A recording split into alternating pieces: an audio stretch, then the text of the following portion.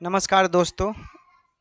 69,000 शिक्षक भर्ती पे सुप्रीम कोर्ट ने हाई कोर्ट के फैसले पे रोक लगा दिया है और ये वीडियो खासकर जानना बहुत ज़रूरी है। अंत तक वीडियो देखिएगा, पूरा इसमें बात करेंगे। ये जानते हैं, ये रिजर्वेशन आरक्षण घोटाला का फैसला था। कई अभ्यर्थियों का आरोप था कि आरक्षण घोटाला है, ठीक है, और इसमें आरक्षण घोटाले की बात हुई है।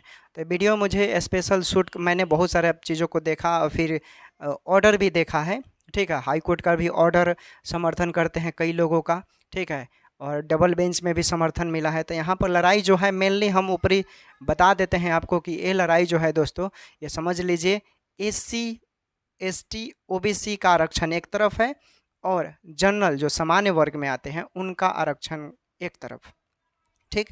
इसकी ये लड़ाई है। इसमें क्या हुआ, हाई कोर्ट में, इलाहाबाद हाई कोर्ट ने एससी ओबीसी को राहत दिया, ठीक। ओबीसी कैंडिडेट का कहना था कि हम जो ओबीसी कैंडिडेट हैं, हमें 27% आरक्षण नहीं मिला गया है। जितने हमें संख्या के अकॉर्डिंग आरक्षण मिलने चाहिए 27%, उतना आरक्षण हमें नहीं मिला है। फिर एसी समुदाय के स्टूडेंट जो थे उनका कहना था कि हमें भी 21% आरक्षण मिलना चाहिए, जो कि हमें भी 21% आरक्षण नहीं मिला है महोदय, ठीक। इस पर ये लोग कहाँ पहुँचते हैं, इलाहाबाद हाई कोर्ट में। इलाहाबाद हाई कोर्ट ने इन लोगों की बातें, अर्जी स्वीकार कर लेता है और बोलता है कि ये जो मेरिट लिस्ट है इसको कैंसिल कर कर अगले 3 महीने में नए मेरिट लिस्ट तैयार किया जाए, ठीक, 69,000 शिक्षकों के लिए। अब देखिए, चूँकि ये यहाँ पर फैसला दे दिया इलाहाबाद हाई कोर्ट ने कि 3 महीने के अंदर आपको क्या करना है कि नए सिरे से मेरिट तैयार करना है। अब अभी 3 महीने का जो सरकार ने, इलाहाबाद हाई कोर्ट ने आदेश दिया था सरकार को, उस पर क्या हुआ कि उससे पहले ही सामान्य वर्ग के जो स्टूडेंट हैं, सामान्य वर्ग के जो छात्र हैं, वो रीट फाइल कर देते हैं सुप्रीम कोर्ट में। फिर सुप्रीम कोर्ट में बहस होता है। एससी और ओबीसी के एडवोकेट होते हैं पीएस पटवालिया, ठीक, पटवाल भी बोल सकते हैं, ठीक है, पीएस पटवालिया और एक मीनाक्षी अरोड़ा, बीएड का भी वो बात रखती हैं।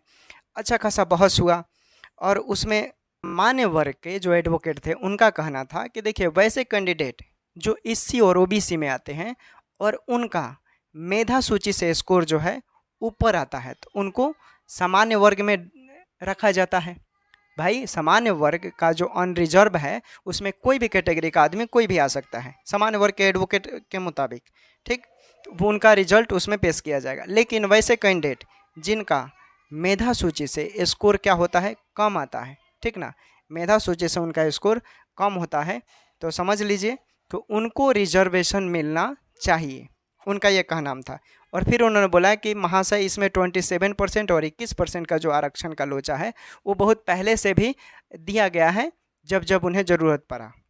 सीजीआई ने फिर बोला कि देखिए, हम ये इलाहाबाद हाई कोर्ट का जो ऑर्डर है उसे मैंने देखा है, उस फैसले को मैंने देखा है, उनका कहना था। फिर देखिए, चूँकि एससी और ओबीसी के जो एडवोकेट थे, ठीक है, उनका कहना था कि सुप्रीम कोर्ट ने बोला है कि हमें रिटन सबमिशन चाहिए, ठीक, रिटन लिखित रूप से उन्होंने मांग किया है। तो एससी और ओबीसी के मुताबिक जो उनके एडवोकेट हैं उनका कहना था कि देखिए, डबल बेंच में इलाहाबाद हाई कोर्ट ने समर्थन दिया है। और एससी और ओबीसी के साथ एक इम्पोर्टेंट चीज़ है कि पिछड़ा वर्ग का जो आयोग है उनके साथ वो भी साथ है, ठीक है, उनके साथ वो भी साथ है, और एससी आयोग जो है उनके साथ साथ है, ठीक, उनका कहना है। और आज सुप्रीम कोर्ट ने उत्तर प्रदेश सरकार को क्या किया है, नोटिस किया है, ठीक है, वो नोटिस किया है, नोटिस कर देगा। और सामान्य वर्ग के जो स्टूडेंट है उनको भी नोटिस करेगा। हमको लग रहा है कि नोटिस पहुंच भी गया होगा।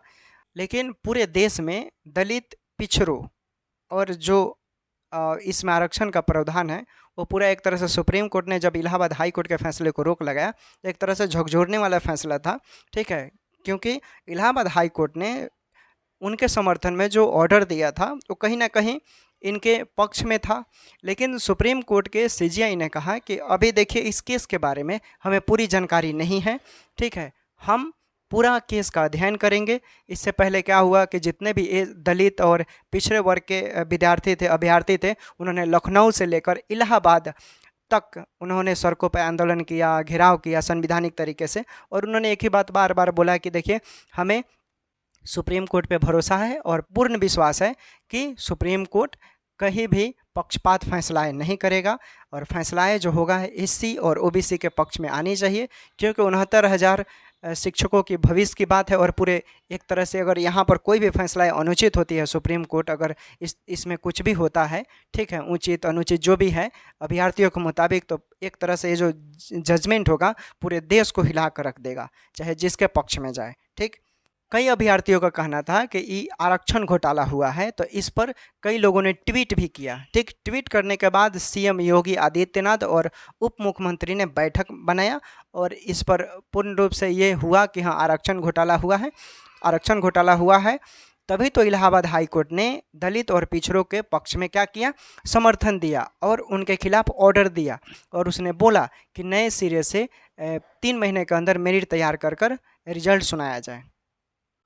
लेकिन इस पर अब देखिए अगला सुनवाई जो है 23 सितंबर को होनी है। ठीक है, अगला सुनवाई 23 सितंबर को होना है, और तब तक 15 दिन के लिए सुप्रीम कोर्ट के जज साहब ने समय मांगा है कि हमें समय चाहिए, पूरा केस का हम जांच पड़ताल करेंगे।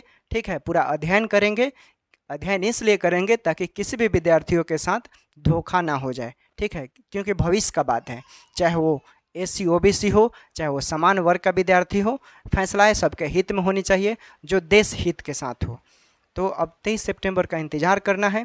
ठीक है, आरोप ये है कि ओबीसी के जो कैंडिडेट हैं उनके साथ जो रिजर्वेशन मिलता है 27% वो पूरा नहीं मिला है, और एसी समुदाय के जो अभ्यर्थी हैं उनका कहना है कि उनको जो 21% आरक्षण मिलता है उनको 21% आरक्षण नहीं मिला है, इसलिए इसे हमें हमारे हक में फैसला दिया जाए, उनका कहना है। तो इंतज़ार कीजिए। ठीक है, जैसा होगा वैसा फिर अपडेट दिया जाएगा इस यूट्यूब चैनल के माध्यम से। ठीक है, तब तक विदा लेते हैं। Take care, bye bye. देखते रहें स्टैंड।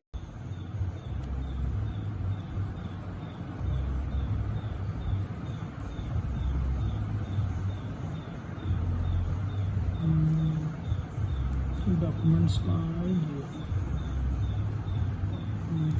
ये फॉर इंप्लीमेंट है, ये सुप्रीम कोर्ट वेबसाइट पर। ये अनुराधा, देखो ये फाइलिंग हुई है, अनुराधा कुमारी, नेहा कुमारी, ज्योति, निक्की, श्वेता, प्रतिमा कुमारी, कविता कुमारी, राधिका, ऋषि रानी, अनीता रानी, पूजा कुमारी, निधि कुमारी, रजनी कुमारी, बस नहीं, बाकी ये आई है।